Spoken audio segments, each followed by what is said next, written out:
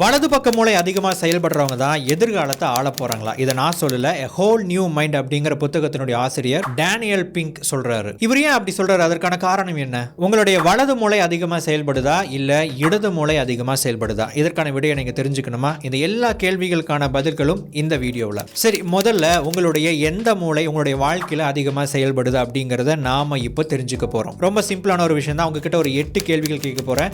இந்த கேள்விகள் எல்லாம் வந்து ஸ்கிரீன்ல இங்கிலீஷ்ல வரப்போகுது. நான் உங்ககிட்ட வந்து அது எல்லாத்தையுமே தமிழ்ல வந்து சொல்ல போறேன். இந்த 8 கேள்விகளுக்குமே ஆப்ஷன் ஏ, ஆப்ஷன் பி அப்படின்னு சொல்லிட்டு 2 விதமான பதில்கள் இருக்கும். நீங்க எந்த பதிலை தேர்ந்தெடுக்கிறீங்க அப்படின்னு சொல்லிட்டு ஞாபகம் வச்சுக்கிட்டே வாங்க. கடைசியில உங்களுடைய பதில்களை எல்லாம் வந்து நீங்க கூட்டி பார்க்கும்போது ஆப்ஷன் ஏ அப்படிங்கிற பதில நீங்க அதிகமா சொல்லியிருக்கிறீங்களா இல்ல ஆப்ஷன் பி அப்படிங்கிற பதில நீங்க அதிகமா சொல்லியிருக்கிறீங்களா அப்படின்னு சொல்லிட்டு நீங்க கணக்கு எடுக்கணும். ஸோ இதை வச்சு உங்களுடைய லெஃப்ட் பிரெயின் உங்களை இன்ஃப்ளூயன்ஸ் பண்ணுதா இல்ல ரைட் பிரெயின் இன்ஃப்ளூயன்ஸ் பண்ணுதா அப்படிங்கிறத நாம தெரிஞ்சுக்க போறோம். சரி, ஆரம்பிக்கலாங்களா? முதலாவது கேள்வி, நீங்கள் இதில் எதை விரும்புவீர்கள்? ஆப்ஷன் ஏ புதிர் அல்லது கணக்குக்கான விடையை கண்டுபிடித்தல். ஆப்ஷன் பி ஓவியம் அல்லது பாட்டு கேட்பது. இரண்டாவது கேள்வி, மக்களை நான் இதன் மூலம் ஞாபகம் வைத்துக் கொள்வேன். ஆப்ஷன் ஏ அவர்களின் பெயர். ஆப்ஷன் பி அவர்களின் முகம். மூன்றாவது கேள்வி, இவ்விரு படங்களில் எந்த கட்டை விரல் மேலே உள்ளது? ஆப்ஷன் ஏ வலது, ஆப்ஷன் பி இடது. நான்காவது கேள்வி, தேர்வு எழுதும் பொழுது எது மாதிரியான கேள்விகளுக்கு பதிலளிக்க விரும்புவீர்கள்? ஆப்ஷன் ஏ சரியா தவறா. ஆப்ஷன் பி நீண்ட விடையளிக்கும் பதில். ஐந்தாவது கேள்வி, நீங்கள் ஒரு புதிய பாடலை கேட்கும் போது இவற்றில் எதில் ஆர்வம் காட்டுவீர்கள்? ஆப்ஷன் ஏ பாடல் வரிகள். ஆப்ஷன் பி இசை. ஆறாவது கேள்வி, உங்களுக்கு கற்பனை வளம் அதிகம் உள்ளதா? ஆப்ஷன் ஏ இல்லை. ஆப்ஷன் பி ஆம். ஏழாவது கேள்வி, இங்கு இப்பெண் எப்படி சுழல்கிறாள்? ஆப்ஷன் ஏ வலதுபுறமாக. ஆப்ஷன் பி இடதுபுறமாக. எட்டாவது கேள்வி, நீங்கள் ஒன்றை எப்படி புரிந்து கொள்ளவோ முடிவெடுக்கவோ செய்கிறீர்கள்? ஆப்ஷன் ஏ அறிவு ஆராய்ச்சியின் மூலம். ஆப்ஷன் பி உணர்ச்சி அடிப்படையில். சரி, 8 கேள்விகள் கேட்டாச்சு. இப்போ இந்த கேட்கப்பட்ட கேள்விகளில் ஆப்ஷன் ஏ அப்படிங்கிற பதிலை நீங்கள் அதிகமாக தேர்ந்தெடுத்தீங்களா? அதாவது ஆப்ஷன் பியை காட்டிலும் அல்லது ஆப்ஷன் பி அப்படிங்கிற பதிலை ஆப்ஷன் ஏ காட்டிலும் அதிகமாக தேர்ந்தெடுத்தீங்களா? ஆப்ஷன் ஏவா ஆப்ஷன் பியா? எது வந்து உங்களுக்கு அதிகமான கவுண்டிங் கொடுக்குது? ஆப்ஷன் ஏ அப்படிங்கிறது வந்து உங்களுடைய அதிகபட்ச பதிலாக இருந்துச்சு அப்படின்னா உங்களுடைய பிரெயின் வந்து லெஃப்ட் பிரெயின் அதிகமாக ஆக்டிவாக இருக்குது அப்படின்னு அர்த்தம். அதாவது நீங்கள் ரொம்ப லாஜிக்கலாக தர்க்க ரீதியாக அறிவுபூர்வமாக யோசிக்கக்கூடிய நபர். நீங்க நிறைய விஷயங்களை பிளான் பண்ணுவீங்க. கணக்கு போடக்கூடிய விஷயங்கள் எல்லாம் உங்களுக்கு ரொம்ப பிடிக்கும், இயல்பா வரும். இதுவே ஆன்சர் பிக்கு நீங்க அதிகமா பதில் சொல்லி இருந்தீங்க அப்படின்னா உங்களுடைய வலது பக்க மூளை அதிகமா ஆக்டிவா இருக்கு அப்படின்னு அர்த்தம். நீங்க ரொம்ப கிரியேட்டிவா ஆக்கப்பூர்வமா சிந்திக்கக்கூடிய செயல்படக்கூடிய மனிதர். உங்களுக்கு எம்பத்தி அப்படிங்கிறது கொஞ்சம் இயல்பாகவே இருக்கும். அதாவது மற்றவங்களை புரிஞ்சுக்கிற தன்மை இருக்கும். ஆர்டிஸ்டிக் டேலண்ட் அல்லது ஆர்டிஸ்டிக் சம்பந்தப்பட்ட இன்ட்ரெஸ்ட் உங்ககிட்ட இயல்பாகவே இருக்கும். கலை சம்பந்தப்பட்ட விஷயங்கள்ல இயல்பாகவே ஒரு இன்ட்ரெஸ்ட் உங்களுக்கு வரும். சரி, இப்போ எந்த மூளை உங்களை அதிகமாக இன்ஃப்ளூயன்ஸ் பண்ணுது அப்படின்னு சொல்லிட்டு இப்போ நம்ம பார்த்தாச்சு. இப்போ நம்ம முதல்ல ஒரு கோட் சொன்னோம் இல்லைங்களா? அதாவது எதிர்காலத்தை ரைட் பிரெயின் ஆக்டிவாக இருக்கக்கூடியவங்க, அதாவது வலது பக்க மூளை ஆக்டிவாக இருக்கக்கூடியவங்க தான் எதிர்காலத்தை ஆள போகிறாங்க அப்படின்னு சொல்லிட்டு ஒரு விஷயம் பார்த்தோம் இல்லைங்களா? அதற்கான காரணம் என்ன அப்படின்னு உங்களுக்கு தெரியுமா? இந்த உலகத்தை பொறுத்த வரைக்கும் 2 விதமாக திங்க் பண்ணக்கூடிய நபர்கள் இருக்கிறாங்க. ஒன்று வந்து லெஃப்ட் டைரக்டட் திங்கர்ஸ், அதாவது இடது பக்க மூளையினோட இன்ஃப்ளூயன்ஸ் காரணமாக சிந்திக்கக்கூடிய மனிதர்கள். இரண்டாவது ரைட் டைரக்டட் திங்கர்ஸ், அதாவது வலது பக்க மூளையினோட இன்ஃப்ளூயன்ஸ் காரணமாக சிந்திக்கக்கூடிய மக்கள். இந்த இடது பக்க மூளை அப்படிங்கிற ஒரு விஷயத்தை எடுத்துக்கிட்டோம் அப்படின்னா, இப்போ எக்ஸாம்பிள் வந்து லாயர்ஸ் இருக்கிறாங்க, என்ஜினியர்ஸ் இருக்கிறாங்க அப்படின்னா இவங்களுடைய மூளைகள் வந்து பார்த்தீங்கன்னா இடது பக்க மூளை அதிகமாக வந்து இன்ஃப்ளூயன்ஸ்லாக இருக்கும். ஸோ அப்படி பார்க்கும்போது இவங்க ரொம்ப வந்து லாஜிக்கலாக நிறைய விஷயங்கள் பிளான் பண்ணி நிறைய விஷயங்களை செஞ்சாலும் கூட வலது பக்க மூளை அப்படிங்கிற அந்த கிரியேட்டிவ் திங்கிங், ஆர்டிஸ்டிக்கான விஷயங்கள் இருக்கும் பட்சத்தில் ஒருத்தர் செய்யக்கூடிய வேலையை மிகப்பெரிய அளவில் அதை வந்து கொண்டுட்டு போக முடியும். அதாவது வலது பக்க மூளை கொண்டவங்க தான் உலகத்தில் மிகச்சிறந்தவங்க அப்படின்னு நான் சொல்ல வரல. இடது பக்க மூளை கொண்டவங்க நம்ம வாழ்க்கைக்கு ரொம்ப முக்கியம். ஆனால் இந்த இடது பக்க மூளையோடு சேர்த்து யாருக்கு வலது பக்க மூளை அதிகமாக செயல்படுதோ அவங்க பண்ணுற ஒவ்வொரு தொழிலையும் நெக்ஸ்ட் லெவலுக்கு கொண்டுட்டு போவாங்க. சரி, ஏன் வந்து வலது பக்க மூளையினோட இன்ஃப்ளூயன்ஸ் அதிகமாக இருக்கிறவங்க எதிர்காலத்தை ஃபியூச்சரை வந்து ஓன் பண்ண போகிறாங்க அப்படின்னு கேட்டிங்கன்னா இதுக்கு வந்து 3 விதமான காரணங்களை இந்த புத்தகத்தினுடைய ஆசிரியர் சொல்கிறார். முதலாவது காரணம் ஆட்டோமேஷன். ஆட்டோமேஷன் அப்படின்னா மேனுவலாக செய்யக்கூடிய ஒரு விஷயத்தை ரீப்ளேஸ் பண்ணுறது. இப்போ உதாரணத்துக்கு ஷாப்பிங் அப்படிங்கிற ஒரு விஷயம் வந்து இன்றைக்கி ஆன்லைன் ஷாப்பிங் அப்படின்னு ஒரு விஷயமாக மாறி போச்சு. நம்ம நிறையா வந்து துணிகளாகட்டும், புத்தகங்களாகட்டும், நிறையா வந்து பொருட்கள் ஆகட்டும், இது எல்லாமே வந்து ஆன்லைன் அப்படிங்கிற ஒரு விஷயத்தை நம்ம வாங்க ஆரம்பிச்சிருக்கிறோம். அமேசான் ஆகட்டும், ஃப்ளிப்கார்ட் ஆகட்டும், இன்னும் நிறையா வந்து இ-காமர்ஸ் வெப்சைட் வந்து வளர்ந்து கொண்டே இருக்குது. எதிர்காலத்தில் பார்த்தீங்க அப்படின்னா அதிகமாக வந்து இ-காமர்ஸ் வெப்சைட் இருக்கிறதுக்கு வாய்ப்புகள் நிறையவே இருக்குது. அதே மாதிரி பேமெண்ட் அப்படின்னா நம்ம வந்து ஒருத்தருக்கு வந்து ஒரு இடத்துக்கு போய் பேமெண்ட் வந்து கொடுக்கணும். இன்றைக்கி வந்து அப்படி கிடையாது. கூகுள் பே பண்ணுறோம், நம்ம வந்து ஒருத்தங்களை வந்து அக்கௌண்ட் மூலமாக ட்ரான்ஸ்ஃபர் பண்ணுறோம். ஸோ டிஜிட்டல் டிரான்சாக்ஷன் அப்படிங்கிற ஒரு விஷயத்தை நம்ம இன்றைக்கி ரொம்ப ஈஸியாக பண்ணிக்கிட்டு இருக்கிறோம். ஸோ இந்த ரைட் பிரெயின் இருக்கக்கூடியவங்க, அதாவது ரொம்ப க்ரியேட்டிவாக யோசிக்கக்கூடியவங்க, அவுட் ஆஃப் பாக்ஸ் திங்கிங் பண்ணக்கூடியவங்க, ரொம்ப ஆர்டிஸ்டிக்காக இருக்கக்கூடியவங்க என்ன பண்ணுறாங்க அப்படின்னா ஒரு வேலை, ஒரு தொழில் வந்து ஒரு ட்ரெடிஷ்னலாக போய்கிட்டு இருக்குது பார்த்தீங்களா, அதை வந்து வேறு விதமாக ரொம்ப க்ரியேட்டிவாக கொண்டுட்டு போகிறதுல வந்து ரொம்ப முக்கிய பங்கு யார் வகிக்கிறாங்க அப்படின்னு பார்த்தீங்கன்னா இந்த ரைட் பிரெயின் யாருக்கு அதிகமாக ஆக்டிவாக இருக்குதோ அவங்க தான். ரெண்டாவது காரணம் அபண்டன்ஸ், அபரிமிதம் அப்படின்னா நாம் இன்றைக்கி வாழ்ந்து கொண்டு இருக்கிற இந்த காலகட்டம் அப்படிங்கிறது அபண்டன்ட் வேர்ல்டு அப்படின்னு சொல்லலாம், அபரிமிதமான வாழ்க்கை அப்படின்னு சொல்லலாம். இப்போ உதாரணத்துக்கு இந்த வீடியோ பார்த்துக்கிட்டு இருக்கிற உங்ககிட்ட செல்ஃபோன் இருக்குது, இன்டர்நெட் இருக்குது, நம்முடைய வாழ்க்கையில் எத்தனையோ வசதி வாய்ப்புகள் வந்து உருவாகி இருக்குது. அதே சமயத்தில் வந்து பார்த்தீங்கன்னா மார்க்கெட் அப்படிங்கிறதும் வந்து ரொம்ப எக்கச்சக்கமாக போட்டி அப்படிங்கிற ஒரு விஷயம் வந்து நிறைஞ்சு கிடக்கு. எல்லாத்துலேயுமே போட்டி, எதுக்குமே வந்து பார்த்தீங்கன்னா போட்டி அப்படின்னு சொல்லலாம். ஸோ இந்த போட்டியை வந்து ஈஸியாக, அதாவது இந்த அபண்டன்ட் வேர்ல்டில் அபரிமிதமாக நிறைய வாய்ப்புகள் கொட்டி கிடக்கிற இந்த உலகத்தில் யார் வந்து போட்டியில் வந்து ஜெயிப்பாங்க அப்படின்னு பார்த்தீங்கன்னா வலது பக்க மூளை செயல்பாட்டாளர்கள் தான். சரி, இவங்க எப்படி இந்த அபரிமிதமான இந்த சந்தையில் இருக்கக்கூடிய போட்டிகளை சமாளிக்கிறாங்க அப்படின்னா அவங்களுடைய கிரியேட்டிவ் திங்கிங் மூலமாக. எல்லாருக்குமே தெரிஞ்ச ஒரு சிம்பிளான ஒரு உதாரணம் பார்க்கலாம். இந்த ராமராஜ் காட்டன் வேஷ்டிகள், ஷர்ட்டுகள் வந்து பார்த்தீங்கன்னா இந்த வெல்க்ரோ வேட்டிகள் வந்து அறிமுகப்படுத்துகிறாங்க. வேட்டி அப்படின்னா என்னங்க, இதுக்கு முன்னாடி வரைக்கும் அவங்க அந்த வேட்டியை அறிமுகப்படுத்துறதுக்கு முன்னாடி வரைக்கும் வேட்டினா என்ன, ஒரு துணி நம்ம இடுப்பு சுற்றி வந்து நம்ம கட்டுவோம், நம்முடைய கலாச்சார உடை அப்படின்னு சொல்லலாம். அதில் வந்து என்ன இருக்கும், ஒரு துணி இருக்கும், மேபி அதில் வந்து ஒரு கரை இருக்கும் அப்படின்னு சொல்லலாம். ஆனால் ஒரு ப்ராப்ளத்தை வந்து இவங்க பார்க்குறாங்க. என்ன பார்க்குறாங்க, நிறையா வந்து இளைஞர்கள் வந்து வேட்டி கட்டுறதுக்கு வந்து மறுக்கிறாங்க. காரணம் என்ன அப்படின்னா கல்டு விழுந்துரும் அப்படின்னு ஒரு பயம் இருக்குது. ஈஸியாக வந்து கட்ட முடியல, கட்ட தெரியல. அப்படி இந்த பிரச்சனைகளுக்கெல்லாம் வந்து ஒரு சொல்யூஷனை கொண்டு வரணும் அப்படின்னா என்ன பண்ணணும், அதில் வந்து ஒரு வெல்க்ரோ ஓட்டுனா வேலை முடிஞ்சது. நம்ம எதுக்கு வந்து பெல்ட் போட்டு நம்ம ஒரு விஷயம் பண்ணுறோம் இல்லைங்களா, இது வந்து நம்ம ரெடிமேடாக கொடுத்தா என்ன அப்படின்னு சொல்லிட்டு க்ரியேட்டிவாக யோசித்தாங்க.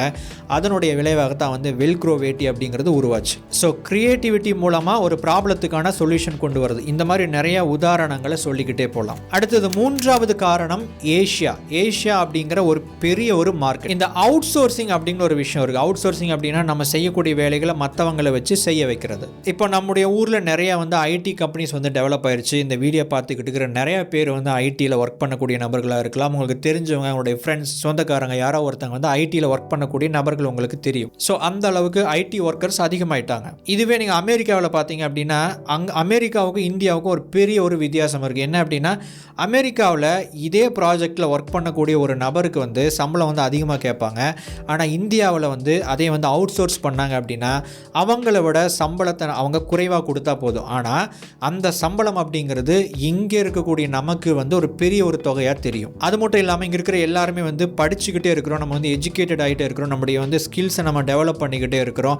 ஸோ அப்படி வரும்போது இந்த ஒரு வாய்ப்பை, இந்த ஏஷியன் மார்க்கெட்டை வெளியே இருக்கக்கூடிய அந்த அமெரிக்கர்கள் எப்படி பார்க்குறாங்க அப்படின்னா இது ஒரு மிகப்பெரிய ஒரு வாய்ப்புக்கான மார்க்கெட்டாக பார்க்குறாங்க, அவுட் சோர்சிங் மார்க்கெட்டாக பார்க்குறாங்க. ஸோ எதிர்காலத்தில் ஐடி மட்டும் கிடையாது, பல துறைகளில் வந்து அவுட் சோர்சிங் அப்படிங்கிற ஒரு விஷயம் வந்து இந்தியர்களுக்கும் ஏஷியன் மார்க்கெட்டுக்கும் வந்து கொடுக்கப்படும் அப்படின்னு இந்த புத்தகத்தினுடைய ஆசிரியர் சொல்கிறாரு. ஸோ எது எப்படியோ நமக்கு வந்து எந்த அளவுக்கு நம்மளுடைய ரைட் பிரெயின் ஆக்டிவாக இருக்கோ, எந்த அளவுக்கு நம்ம க்ரியேட்டிவாக செயல்படுறோமோ, ஆக்கப்பூர்வமாக சிந்திக்கிறோமோ, அவுட் ஆஃப் பாக்ஸ் திங்கிங் பண்ணுறோமோ அந்த அளவுக்கு நமக்கு நல்லது. சரி, இந்த வீடியோ பார்த்துக்கிட்டு இருக்கிற நிறைய பேர் வந்து லெஃப்ட் பிரெயின் ஆக்டிவாக இருக்கிறவங்க நிறைய பேர் இருக்கலாம். இப்போ உங்கள்கிட்ட வந்து ஒரு கேள்வி வரும், நான் எப்படி என்னுடைய ரைட் பிரெயினை ஆக்டிவேட் பண்ணுறது, அல்லது நான் வந்து ரைட் பிரெயினர் மாதிரி யோசிக்கிறதும் சிந்திக்கிறதும் எப்படின்னு நீங்கள் வந்து ஒரு கேள்வி கேட்கலாம். உங்களுடைய வலது பக்க மூளை ஆக்டிவாக இருந்தாலும் சரி, இடது பக்க மூளை ஆக்டிவாக இருந்தாலும் சரி, உங்களுடைய கிரியேட்டிவிட்டி அல்லது ஒரு வலது பக்க மூளை செயல்படக்கூடிய ஒரு மனிதன் எப்படி செயல்படுவாரோ அந்த விஷயங்களை நீங்கள் ஃபோக்கஸ் பண்ணால், நீங்கள் யாராக இருந்தாலும் சரி,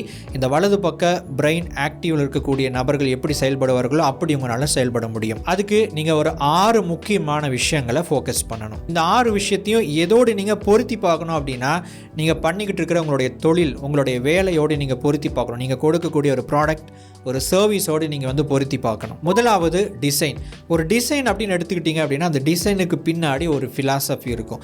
அந்த டிசைனுக்கு பின்னாடி ஒரு பிரின்சிபிள் இருக்கும். அதாவது நான் ஏன் இந்த டிசைனை தேர்ந்தெடுக்கிறேன் அப்படிங்கிற ஒரு விஷயம் இருக்கும். சில பேர் வந்து மினிமலிஸ்டிக் டிசைன் சொல்லுவாங்க. அதாவது ரொம்ப கசகசனாக இருக்கக்கூடாது, ரொம்ப சிம்பிளாக இருக்கணும். இந்த ஒரு பட்டன் அமுத்தினா இந்த மாதிரியான விஷயம் வரணும், ஸோ ஈஸியாக வந்து புரிஞ்சுக்கிற மாதிரி இருக்கணும் அப்படிங்கிறத வந்து மினிமலிஸ்டிக் டிசைன் அப்படின்னு சொல்லுவாங்க. அதுவே சில பேர் வந்து பார்த்தீங்கன்னா ஆப்ஷன்ஸை வந்து எக்கச்சக்கமாக அந்த சாம்சங் கம்பெனி மாதிரி கொட்டி கொடுத்துருவாங்க. ஆப்பிள் எடுத்துக்கிட்டிங்க அப்படின்னா அவங்களுடைய டிசைனிங் பிரின்சிபல் என்ன அப்படின்னா, சிம்பிளான ஒரு விஷயம், சிம்பிளிசிட்டி, பார்க்குறதுக்கு சிம்பிளாக இருக்கணும் அப்படிங்கிற ஒரு விஷயத்தை வந்து மையமாக வச்சு அவங்க டிசைன் பண்ணுறதுனால தான் அவங்களுடைய டிசைனை வந்து பல தடவை வந்து அப்கிரேட் பண்ணாமல் மாற்றாமல் அதே வண்டியை வச்சு ஓட்டிக்கிட்டே இருக்கிறாங்க. ஸோ அது மட்டும் இல்லாமல் அவங்களுடைய டிசைன் அப்படிங்கிறது எது எப்படி இருக்கணுமோ, இதுக்கு இது தேவை, இந்த கேமரா இருக்கணுமா, இந்த கேமராவுக்கு வந்து இப்படி இருக்கணுமா, ஓகே இந்த மாதிரி பட்டன் இருக்கணுமா, சிம்பிளாக வந்து பண்ணினா போதும் அப்படிங்கிற அந்த ஒரு சிம்பிளிசிட்டியை மைண்டில் வச்சுட்டு அவங்க டிசைன் பண்ணுறதுனால அவங்க அந்த மாதிரி டிசைன் பண்ணுறாங்க. ஆனால் சாம்சங்கோ அல்லது மற்ற பிராண்ட்ஸோ வந்து பார்த்திங்கன்னா ஃபோன்ஸை வந்து டிசைன் பண்ணும்போது வேறு டிசைனிங் பிரின்சிபிள்ஸை வந்து அவங்க வந்து கொண்டுட்டு வர்றாங்க.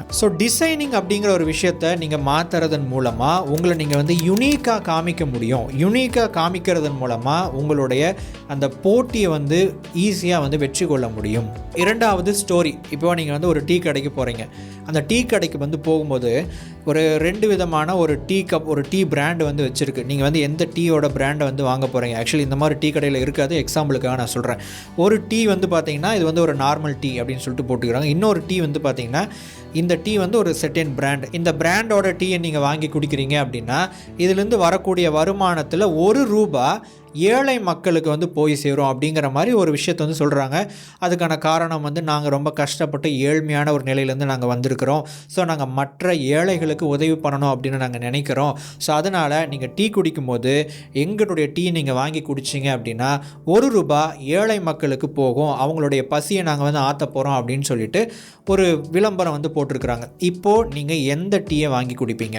நிச்சயமாக அந்த 2வது டீ தானே. இதே வந்து கோஆப்டெக்ஸ் அப்படின்னு சொல்லிட்டு ஒரு பிராண்ட் இருக்குது, நம்ம எல்லாருக்குமே தெரிஞ்ச ஒரு விஷயம். இந்த கோஆப்டெக்ஸில் வந்து ஒரு சேரீ வாங்க போகிறீங்க அப்படின்னா அதில் வந்து ஒரு அட்டை தொங்க விட்டுருப்பாங்க, ஒரு டேக். அந்த டேக்கில் பார்த்தீங்க அப்படின்னா இந்த சேலையை நெய்தது யார் அப்படிங்கிற அந்த நெசவாளருடைய ஃபோட்டோ போட்டு அவரை பற்றின ஒரு சின்ன ஒரு விஷயம் வந்து போட்டிருப்பாங்க. ஸோ இதுதான் வந்து ஒரு ஸ்டோரியை வந்து ஆட் பண்ணுறது. ஸோ நீங்கள் ஒரு விஷயம் பண்ணுறீங்க பார்த்தீங்களா, இது எப்படி பண்ணுறீங்க, இது ஏன் பண்ணுறீங்க அப்படிங்கிற அந்த ஸ்டோரியை நீங்கள் உங்களுடைய ப்ராடக்டோடு நீங்கள் வந்து ஒரு டேக் பண்ணும்போது, அட்டாச் பண்ணும்போது உங்களுடைய பிராண்டுக்கு மதிப்பு மிகப்பெரிய அளவில் அதிகமாகுது. நிறையா பேர் வந்து இந்த இன்டர்வியூவில் வந்து அது வந்து ஜாக்மா இருந்தாலும் சரி, ஈலான் மஸ்காக இருந்தாலும் சரி, வாட்டவர் நம்ம தமிழ்நாட்டிலையாக இருந்தாலும் சரி, இன்டர்வியூஸ் எடுத்துக்கிட்டோம் அப்படின்னா அந்த பிஸ்னஸ் பண்ணக்கூடியவங்களோட இன்டர்வியூஸ் வந்து பார்த்திங்கன்னா அவங்களுடைய ஸ்டோரியை பற்றி சொல்கிறாங்க இல்லையா. எதுக்கு அவங்களுடைய ஸ்டோரியை பற்றி சொல்கிறாங்க? இதுக்கான காரணம் என்ன அப்படின்னா அவங்க ஸ்டோரியை இந்த கோஆப்டெக்ஸ் மாதிரி ஜஸ்ட் அப்படியே ஆட் பண்ணி விட்றாங்க. ஸோ இதுவும் வந்து ஒரு விதமான மார்க்கெட்டிங் தான். மூன்றாவது, see things from different perspective and express creativity. இப்போ கிரியேட்டிவிட்டி அப்படின்னு எடுத்துக்கிட்டோம் அப்படின்னா இப்போது ஆப்பிள் பிராண்ட் எடுத்துக்கலாமே. ஆப்பிள் ஜஸ்ட்டு கற்பனை பண்ணி பாருங்கள், என்ன மாதிரி ஒரு ஆப்பிள் வருது, கடையில் வச்சுருக்கிற அந்த சிவப்பு கலர் ஆப்பிள் தான் நமக்கு வந்து ஞாபகம் வருது. ஆனால் இந்த இது ஆப்பிள்லாம் இதுதான் ஆப்பிள். இந்த ஆப்பிளை வந்து ஃபோட்டோ எடுத்து தூக்கி போடாமல் அது என்னது வந்து அதை கடிச்ச மாதிரி ஒரு ஆப்பிள் போட்டுருக்குறாங்க. அதுதான் வந்து க்ரியேட்டிவிட்டி. ஸோ ஒவ்வொரு விஷயத்தையுமே நாம் வந்து ஒரு டிஃப்ரெண்ட்டான ஒரு பெர்ஸ்பெக்டிவ்ல இருந்து, பார்வை கோணத்தில் இருந்து நாம் பார்க்க தொடங்கணும். 4வது எம்பதி அப்படின்னா ஒரு அனுதாபம்.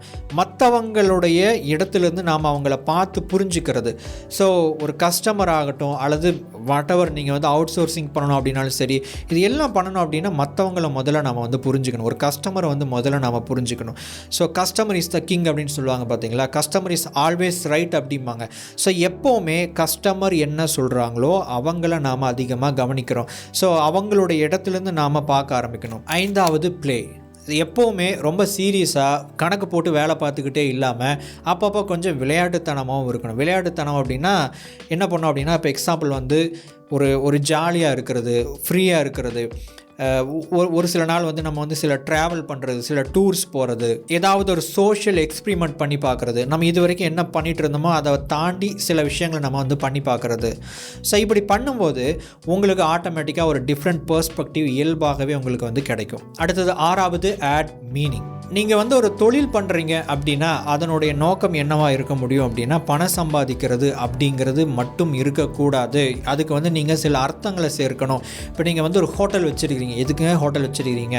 எனக்கு வந்து ஹோட்டல் பிஸ்னஸ் அப்படிங்கிறது தெரியும், இதை வச்சு நான் வந்து பணம் பண்ணுறதுக்காக நான் ஒரு ஹோட்டல் ஆரம்பிச்சிருக்கிறேன் அப்படின்னு நீங்கள் பதில் சொல்லாமல், நீங்கள் கொடுக்கக்கூடிய உணவு எப்படிப்பட்டது, நீங்கள் கொடுக்கக்கூடிய உணவு என்ன மாதிரியான கஸ்டமர்ஸை ரீச் பண்ணுது, அது என்ன ஒரு விஷயத்தை பண்ணணும், என்ன மாதிரியான நோக்கத்துக்காக நீங்கள் அதை பண்ணுறீங்க அப்படின்னு சொல்லிட்டு நீங்கள் மீனிங்கை ஆட் பண்ணணும். நீங்கள் பண்ணக்கூடிய உங்களுடைய தொழிலுக்கு நீங்கள் எந்த அளவுக்கு அர்த்தங்களை நீங்கள் சேர்ப்பீங்களோ அந்த அளவுக்கு நீங்கள் க்ரியேட்டிவாக செயல்படுவீங்க. ஸோ நண்பர்களே, இந்த 6 விஷயங்களை நீங்கள் ஃபோக்கஸ் பண்ணீங்க அப்படின்னா ஒரு லெஃப்ட் பிரெயினராக இருந்தாலும் நீங்கள் ஒரு ரைட் பிரெயினர் மாதிரி செயல்பட முடியும். இந்த வீடியோ உங்களுக்கு உபயோகமாக இருந்திருக்கும் அப்படின்னு நம்புகிறேன். அடுத்த வீடியோ பதிவில் மேலும் ஒரு பயனுள்ள தகவலோடு உங்களை சந்திக்கிறேன். தேங்க்ஸ் ஃபார் வாட்சிங்.